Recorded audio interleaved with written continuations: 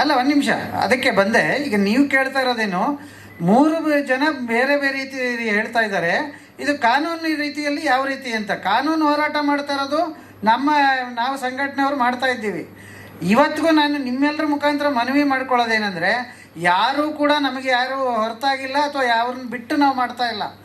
ಯಾರನ್ನೂ ಕೂಡ, ಎಲ್ಲರನ್ನೂ ಕೂಡ ನಾವು ಪ್ರೀತಿಯಿಂದನೇ ಕರಿತಾ ಇದ್ದೀವಿ, ಬಂದು ಕಾನೂನು ಹೋರಾಟದಲ್ಲಿ ಪಾಲ್ಗೊಳ್ಳಿ. ಏನಾಗುತ್ತೆ, ಇವತ್ತು ಎಲ್ರಿಗೂ ಗೊತ್ತಿದೆ, ಯೂಟ್ಯೂಬರ್ಸ್ ಇರ್ಬೋದು ಅಥವಾ ಸೋಷಿಯಲ್ ಮೀಡಿಯಾ ಎಲ್ಲರೂ ಮಾತಾಡ್ತಾರೆ. ಆದರೆ ನಾನು ಅದನ್ನೇ ಹೇಳ್ದಲ್ಲ, ಯಾರೂ ಕೂಡ ಯಾವ ಕಾರಣಕ್ಕೆ ಇದಾಯಿತು, ದುರ್ಘಟನೆ ನಡೀಬಾರ್ದಾಗಿತ್ತು, ಎಲ್ಲರ ಮನಸ್ಸಲ್ಲೂ ಇದೆ ಅದು. ಅದು ಯಾಕೆ ನಡೀತು, ಯಾವ ಹಿನ್ನೆಲೆಯಲ್ಲಿ ಆಯಿತು, ಯಾರೂ ಅದನ್ನು ಪತ್ತೆ ಮಾಡಿಲ್ಲ. ಸೊ ಇವತ್ತು ನಿಮ್ಮೆಲ್ಲರ ಮುಖಾಂತರ ನಾವು ಮನವಿ ಮಾಡ್ಕೊಳ್ಳೋದೇನೆಂದರೆ, ಈ ಕಾನೂನು ಹೋರಾಟ ನಾವು ತೊಗೊಂಡಿದ್ದೀವಿ. ಅವ್ರ ಹಿನ್ನೆಲೆಯಲ್ಲಿ ಕಾರ್ತಿಕ್ ಜೊತೆ ಮಾತಾಡೋದು ಅದೆಲ್ಲ ಬ್ಯಾಕ್ ಸ್ಟೇಜ್ ಅದು. ನಿಮ್ಮ ಇದರಲ್ಲೇ ಹೇಳಬೇಕು, ಲ್ಯಾಂಗ್ವೇಜಲ್ಲಿ ಇದ್ದರೆ ಬ್ಯಾಕ್ ಸ್ಟೇಜಲ್ಲಿ ಏನು ಬೇಕಾದ್ರೂ ಮಾಡ್ಕೊಳ್ಳಿ. ಆದರೆ ಕಾನೂನು ಹೋರಾಟ ಮುಂದುವರಿಯುತ್ತೆ.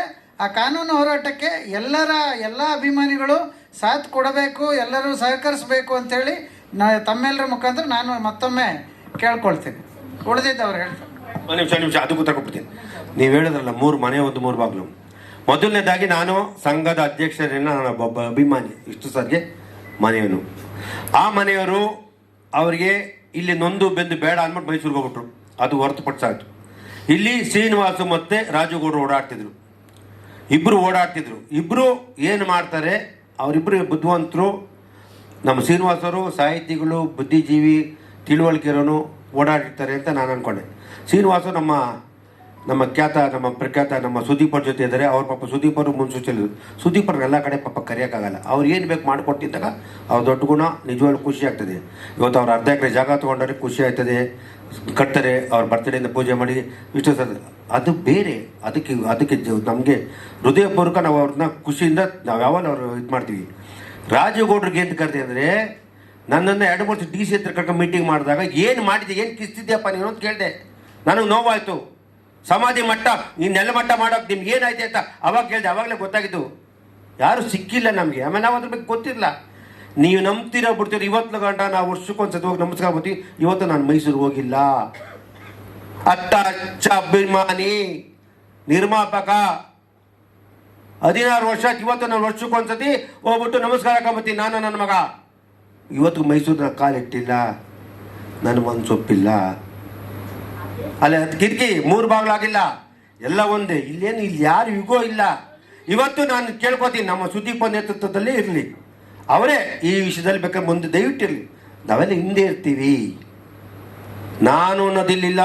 ನಾವು ವಿಷ್ಣು ಸೇನಾಗೆ, ವಿಷ್ಣು ಸೇನಾ ಒಂದೇ ಮುಖ್ಯ, ಯಾರು ಇಲ್ಲ.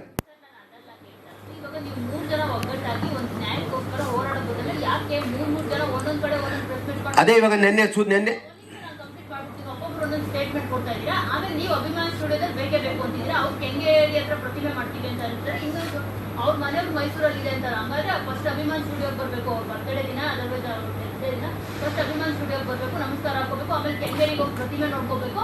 ಆಮೇಲೆ ಮೈಸೂರಿಗೆ ಹೋಗಿ ಅಲ್ಲಿ ಇನ್ನೊಂದ್ಸತಿ ವಿಷ್ಣು ಸರ್ದು ಸ್ಮಾರಕ ನೋಡ್ಕೊಂಡು ಬರ್ಬೇಕಾ ಅಂತ. ಅಮ್ಮ, ತಿರುಪತಿ ಒಂದೇ ಇರೋದು. ತಿರುಪತಿಗೆ ಎಲ್ಲರೂ ಹೋಗಕ್ಕಾಗಲ್ಲ. ಇಲ್ಲೂ ದೇವಸ್ಥಾನಕ್ಕೆ ಹೋಗ್ತಾರೆ, ವೆಂಕಟೇಶ್ವರಕ್ಕೆ ಅಲ್ಲೂ ಹೋಗ್ತಾರೆ. ಇಲ್ಲ, ಅವ್ರವ್ರ ಅನಿಸಿಕೆ ಅಭಿಪ್ರಾಯ. ಇಲ್ಲಿ ಕೇಳಿ, ನಾವು 3 ಬಾಗಿಲಿಲ್ಲ, ಕ್ಯಾನ್ಸಲ್ ಮಾಡ್ಬಿಡಿ. ಮೊದಲನೇದಾಗಿ ಮನೆಯವ್ರ ಸಮ್ಮತಿನೂ ಇದೆ, ನೆನ್ನೆ ಒಪ್ಕೊಂಡಿದ್ದಾರೆ. ಮನೆಯವರು ಯಾವ ಕಾರಣ ನಾವು ಬರ್ತೀನಿ ತೊಂಡೆಲ್ಲ ಕುಡಿತಾ ಒಪ್ಕೊಂಡಿದ್ದಾರೆ. ಆಮೇಲೆ ಕಾನೂನು ಹೋರಾಟಕ್ಕೆ, ಆಮೇಲೆ ನಾವಿದ್ದಕ್ಕೆ ನಾವು 3 ಅಲ್ಲ ಇದು. ನಾನು ಕಾನೂನ ನ್ಯಾಯ ಮಾತಾಡಿ ಕಂಪ್ಲೀಟ್ ಇದಕ್ಕೆ ಏನಾರು ಇದ್ರೆ ಸುಪ್ರೀಂ ಕೋರ್ಟ್ಗೆ ಹೋಗಬೇಕು. ನಾನು ನಿಮ್ಮ ಜೊತೆಲಿ ಇರ್ತೀನಿ ಅಂತ ಬಂದಿದ್ದು. ಹೋರಾಟಕ್ಕೆ ನಾನು ಯಾವಾಗ ಮುಂಚೂತಿ ಇವಾಗ ಕಾರ್ತಿಕ್ ಮಾತ್ರ ಸೆಪರೇಟು, ಅದು ನನ್ನ ಮನಸ್ಸು. ನಾಳೆ ದಿನ ಏನಾದ್ರು ಬೇರೆ ಥರ ಆದರೆ ಕಾನೂನು ಚೌಕಟ್ಟಲ್ಲಿ ಕೆಲಸ ಮಾಡ್ತೀವಿ ಅಷ್ಟೇ. ಇಲ್ಲ, ಒಟ್ಟಿಗೆ ಒಂದಾಗಿ ಇರ್ತೀವಿ ಅಂತ ಹೇಳ್ತಲ್ಲ. ಸುದೀಪ್ ಪಾಪ ಎಲ್ಲ ಕಡೆ ನಾವು ಕರೆಯೋಕ್ಕಾಗಲ್ಲ. ಅವ್ರಿಗೆ ತುಂಬ ಆಸಕ್ತಿ ಇದೆ. ಇದು ಮಾಡಲಿ, ಮೈಸೂರು ಕೆಂಗೇರಿ ತಗೊಂಡು ಮಾಡಲಿ, ಖುಷಿ ಆಗುತ್ತೆ. ಅಭಿಮಾನಿಗಳು ಪೂಜೆ ಮಾಡ್ತಾರೆ. ನನ್ನ ಮನಸ್ಸಿಗೆ ಇವತ್ತು ನಾನೇ ಮೈಸೂರಿಗೆ ಹೋಗಿಲ್ಲ ಅಂದರೆ ಬೇರೆ ಆಗ್ತಾರೆ. ನಿಜವಾದವರು ಕಣ್ಣೀರಾಗ್ತಾರೆ ಅಭಿಮಾನಿಗಳು. ಅಂತ್ಯಕ್ರಿಯೆ ಜಾಗ ಬೇಕು ಅಂತ ಕೇಳ್ತಾ ಇದೀವಿ ಹೊರತು ಬೇರೆ ಉದ್ದೇಶ ಇಲ್ಲ. 2.5 ಕೋಟಿ ಕಮರ್ಷಿಯಲ್ ಕೇಳ್ತಾ ಇಲ್ಲ, ಬೇರೆ ತರ ಕೇಳ್ತಾ ಇಲ್ಲ ಅಷ್ಟೇ. ಈಗ ಪುಣ್ಯಭೂಮಿ ಜಾಗ ಸಿಗೋದಿಲ್ಲ, ಇದು ಮುಗೀತು ಅನ್ನೋ ದೃಷ್ಟಿಯಿಂದ ಸುದೀಪ್ ಅವರು ಮೋಸ್ಟ್ಲಿ ಅರ್ಧ ಎಕರೆ ಜಾಗನ ಅವ್ರು ಮಾಡೋಣ, ಅಲ್ಲೇ ಮಾಡೋಣ ಅನ್ನೋ ದೃಷ್ಟಿಯಿಂದ ಹೇಳಿರೋದಂತ. ಮೋಸ್ಟ್ಲಿ ನೀವು ಈಗ ಮುನ್ನೆಲೆಗೆ ಬಂದಿರೋದ್ರಿಂದ ನೀವು ಇನ್ನು ಕಾನೂನು ಹೋರಾಟಕ್ಕೆ ಸುಪ್ರೀಂ ಕೋರ್ಟ್ವರೆಗೂ ಹೋಗ್ತೀನಿ ಅಂತಂದ್ರೆ ಮೋಸ್ಟ್ಲಿ ಸುದೀಪ್ ಅವ್ರನ್ನ ಇನ್ಕ್ಲೂಡ್ ಮಾಡ್ಕೊಂಡ್ರೆ ಅವ್ರು ಕೂಡ ಈ ಜಾಗನೇ ಸಿಗ್ಲಿ ಅಂತ ನಿಮ್ಮ ಜೊತೆಗೆ ಬರ್ಬೋದು ಅಂತ ಅನ್ಸುತ್ತೆ. ನೀವು ಅದ್ರ ಬಗ್ಗೆ ಏನಾದ್ರು ಮಾಡ್ಬೋದು? ಸುದೀಪ್ ಅವ್ರು ಇವತ್ತು ಅಲ್ಲ ಯಾವತ್ತೂ ಇರ್ತಾರೆ, ಹಿಂದೇನು ಇರ್ತಾರೆ, ಮುಂದೇನು ಇರ್ತೀವಿ, ಇಷ್ಟೋ ಸಾಲ ವಿಷಯ ಅವ್ರು ಮುಂದಿರ್ತಾರೆ. ಎರಡನೇ ಮಾತಿಲ್ಲ. ಅಂದರೆ ಅವ್ರಿಗೆ ಮಾಹಿತಿಗಳು ಗೊತ್ತಿಲ್ಲ, ಮಾಹಿತಿ ಕೊರತೆ ಇರ್ತದೆ. ಪಾಪ ಒಬ್ರು ಕಲಾವಿದ್ರವ್ರನ್ನ ನಾವು ಬಿಸಿ ಕೇಳೋಕ್ಕಾಗಲ್ಲ. ಯಾರು ಓದೋರು ಹೇಳಬೇಕಾಯ್ತು, ಅಟ್ಲೀಸ್ಟ್ ಕಾನೂನು ಹಿಂಗಾಗಿದೆ ಅಂತ ಹೇಳಬೇಕಾಯ್ತು. ಪಾಪ ಅದಕ್ಕೋಸ್ಕರ ಅವರು ಯಾವತ್ತು ಈ ವಿಷಯದಲ್ಲಿ ಮುಂದಿರ್ತಾರೆ ಅಂತ ಹೇಳಕ್ಕೆ ಇಷ್ಟ. ಅವರು ಥರ ನನಗೆ ಈ ವಿಷಯದಲ್ಲಿ ಅಂಬರೀಷ್ ಅಣ್ಣ ಕಣ್ಣಲ್ಲಿ ನೀರು ಹಾಕ್ಬಿಡ್ತಾನೆ ಅಂತ ಎಷ್ಟೊತ್ತು ಹೇಳ್ಕೊಂಡು, ಏನೋ ಮಂಜು ಹಿಂಗಾಗೋಯ್ತು, ಏನೋ ನಮ್ಮ ಕುಚ್ಕು ಹಿಂಗೆ ಕಣ್ಣಲ್ಲಿ ನೀರು ಹಾಕ್ಬಿಟ್ಟಿರುತ್ತೆ. ನಾವು ಹೇಳೋಕೆ ಅಷ್ಟು ನೊಂದ್ಕೊಂಬಿಟ್ಟಿರು. ಅವ್ರು ಹೋದ್ಮೇಲೆ ಅಂಬರೀಷ್ ಅಣ್ಣ ಇನ್ನೊಂದು 10-15 ವರ್ಷ ಇರೋರು ಏನ್ಕೊಬಿಟ್ಟು ಇಟ್ಟೊಬ್ಬತ್ತಿಗೆ ಅವರು ನೋವು ತಡೆದಾಗ ದಿನ ಡ್ರಿಂಕ್ಸ್ ಜಾಸ್ತಿ ಏನಾಗಿ ಮನೆ ನೊಂದು ಸರ್ಕಾರ ಹೆಂಗಾಗೋದು, ಈ ರೀತಿ ಮಾಡ್ತು, ಈ ರೀತಿ ಬಾಲಕೃಷ್ಣ ಮಕ್ಕಳ ಕೈಕೊಬಿಟ್ರು, ಹಿಂಗೆಲ್ಲ ನೊಂದೋಗ್ಬಿಟ್ರು ಅವರು. ನಿಜವಾಗ್ಲು 2008 ತೀರೋಗ್ಬಿಟ್ರು. ನಮ್ಗೆ ಇವತ್ತು ಅವ್ರನ್ನೂ ಕಳ್ಕೊಂಬಿಟ್ಟು ಹೋಗುತ್ತೆ. ಅಭಿಮಾನಿಗಳು ಕೆಲವ್ರು ಏನಂತಾರೆ, ಬಾಯಿಗೆ ಬಂದು ಮಾತಾಡಬೇಡಿ, ನಿಜವಾಗ್ಲೂ ನಿಮಗೆ ಸತ್ಯಾಂಶ ಗೊತ್ತಿಲ್ಲ, ಅದರಿಂದ ಯಾರಿಗೂ ಇಲ್ಲ. ನನಗೆ ಶ್ರೀನಿವಾಸ್ ಅವರು ಮೇಡಮ್ ತಮ್ಮ ಪ್ರಶ್ನೆ ಗೊತ್ತಿಲ್ಲ. ಶ್ರೀನಿವಾಸ್ ಅವರು ಮೊನ್ನೆ ನಾನು ಅದಾದ ತಕ್ಷಣ ನೆಕ್ಸ್ಟ್ ಡೇ ಫೋನ್ ಮಾಡಿದೆ, ನನಗೆ ದಾಖಲೆಗಳು ದಯವಿಟ್ಟು ಕೋರ್ಟ್ಗೆ ಹೋಗ್ಬೇಕು, ಏನಿದೆ ದಾಖಲೆ ಕೊಡಿ ಅಂದಾಗ ನಾನು ಇವತ್ತು ಯಾವ್ದಾರು ಇದ್ದೀನಿ ಕೊಡ್ತೀನಿ ನೆಕ್ಸ್ಟ್ ಡೇ ಅಂದರು. ಪಾಪ ಅವ್ರು ಯಾವುದೋ ಬಿಸಿ ಇದ್ರು. ಆಮೇಲೆ ಅವ್ರು ಇನ್ನೂ 2 ದಿನ ಕೊಡ್ದಲ್ಲ, ಇದಕ್ಕೆ ನಾನು ರಾಜುಗೌಡರು ಮಾಡಿದೆ. ಯಾಕೆ ನಾನು DC ಹತ್ರ ಎಷ್ಟಿದ್ರೆ ಕರ್ಕೊಂಡೋಗಿದ್ದೆ. ರಾಜುಗೌಡರು ಏನಾಗಿತ್ತಪ್ಪ ಅದ ಕಂಪ್ಲೀಟ್ ದಾಖಲೆ ಕೊಟ್ಟರು. ಇದಕ್ಕೆ ಯಾರಿದ್ದಾರೆ ಲಾಯರ್ನ, ಅವಾಗಲೇ ಲಾಯರ್ ಬಿಡ್ಬೋದು. ಅದಕ್ಕೆ ಹೇಳಿದೆ, ನಾನು ಮೊನ್ನೆ ಯಾವಾಗ ಕೋರ್ಟ್ಗೆ ರೀಸಬ್ಮಿಟ್ ಅಪ್ಲಿಕೇಶನ್ ಮಾಡಿದೆ ಅಲ್ಲಿ ಗಂಟ ಮಾತಾಡಬಾರ್ದು. ನೆನ್ನೆ ಪ್ರೆಸ್ ಮೀಟ್ ಮಾಡಿದ್ರೆ ನಮ್ಗೆ ಗೊತ್ತಿರಲಿಲ್ಲ, ನಾನು ಹೇಳ್ತಿದ್ದೆ ಬನ್ನಿ ಅಂತಿದ್ದೆ. ನೆನ್ನೆ ಅವ್ರು ಪ್ರೆಸ್ ಮೀಟ್ ಮಾಡಿ ಜಾಗ ತಗೊಂಡು ಖುಷಿ ಆಯಿತು. ಅದರಿಂದ ನಾವು ಇಲ್ಲಿ ಯಾರು ಪೈಪೋಟಿ ಇಲ್ಲ.